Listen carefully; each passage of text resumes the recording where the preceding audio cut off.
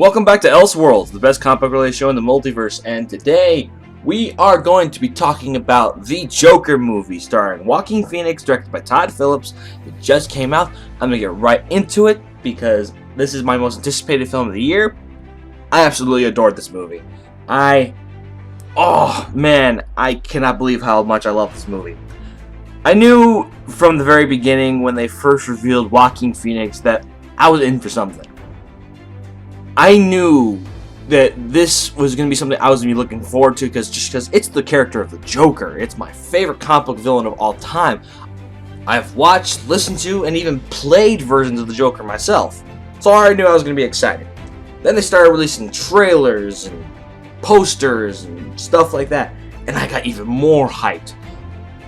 And then the Venice Film Festival comes along, and I see all these astounding reviews. I'm like, oh my god, could this be the next perfect DC film? And October 4th, saw it. Oh my god, I love this movie! I'm just, I had to wait a couple days to process how I felt about it. So I'm just sitting there stunned by how good it is. Okay, so let's just stop fanboying here. Let's go over some positives. Joaquin Phoenix knocked it out of the park. The dude was born for this role. He deserves an Oscar. I was just in awe of the whole movie as he just continued to go down this slippery slope, I guess you could call it, of him just transforming from Arthur Fleck into the Joker. And the transformation is so well done. The direction, oh my god, the cinematography, the music. Oh, the music. That's something that I noticed a lot of reviewers are not talking about, is the music. There's this use of, it's a string instrument. I can't tell if it's a violin or a cello. All I know is that when I'm hearing it, it is so ominous. There's this great, tension you get from it. When things get really rough, it gets more intense, and you feel more tense. The music was really well done. The cinematography, oh yeah, Todd Phillips, he definitely knows how to point a camera.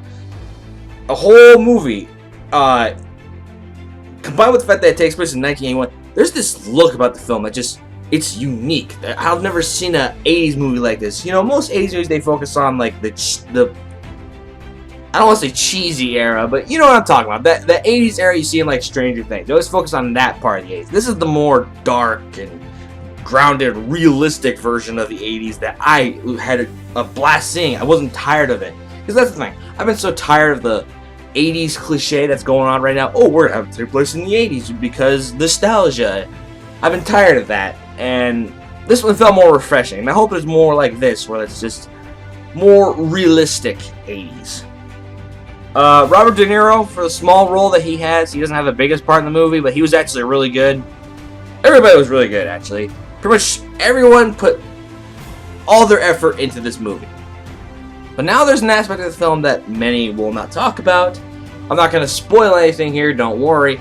But this is just me talking from a comic book fan, a fan of DC Comics, a fan of the comic book lore. I'm not a purist. I'm not. If you want to make your own changes, go ahead. There's some changes in this movie I thought were fantastic. But there are people who I know who are saying, oh, this is so not like the comics. Actually, I saw through the whole movie, there were bits and pieces from so many different graphic novels and different comics. I saw bits of Lee Bermejo's Joker. I saw The Killing Joke. I saw Arkham Asylum, the book. I saw, you name it, if it featured the Joker in some kind of heavy role, I saw it in this movie. So that's when the director said, oh, I'm not basing it off any comics. That's kind of wrong here. I can tell you're lying. And I tell you what, it is so well done. There's some comic book accuracy in this film that just made me go, oh my god, he actually did that. Holy shit. And I'll tell you what, the last 30 to 45 minutes of the film, you are going to have your jaw on the floor. I did. Especially because they, without spoiling it, I'll just say, they could have easily just made it a one-off thing. They could have easily just ended it right there, but then the movie continues on, and you kind of see it planting the seeds for something else, and you're sitting there going, oh, interesting. And that's all I'm going to say. With that said, man, I can go on and on about how much I love this movie. Believe the hype. It is amazing. It is dark. It is disturbing, but not in a way that you're gonna like look away and oh my god, this is gonna invoke people to start getting violent. No, let's get that out of the way here. That controversy is stupid. Don't listen to it. No, all this, it's dark. It's a tragic story of a villain. This regular guy becoming the most evil, most psychotic villain you could ever imagine. But it's well done. And it's well done. You're not on his side. Well, in a way you are. You don't want him to do these evil things. But you can just tell that at one point he was a decent guy. And you want him to not go down this dark path. But he does, and you kind of feel sorry that he is. It's not like he's the hero of the story. He is the villain. You know that he is, but you just don't want him to be the villain. And I think that's really well done, how you like, yeah, I know where you're going to go down, which sucks because you're actually not that bad of a guy. But yeah, believe the hype. It is that damn good. I might end up seeing it again because I just love it so damn much. But we'll see. In the end, Joker is by far my favorite film of this year. It's one of the best comic book films ever made. Does it top Watchmen, which I consider my favorite movie ever made? It comes pretty damn close. I'm going to say that. Oh, yeah, I went there. Because you guys all know I'm a huge fan of Watchmen, especially the extended version. So, yeah.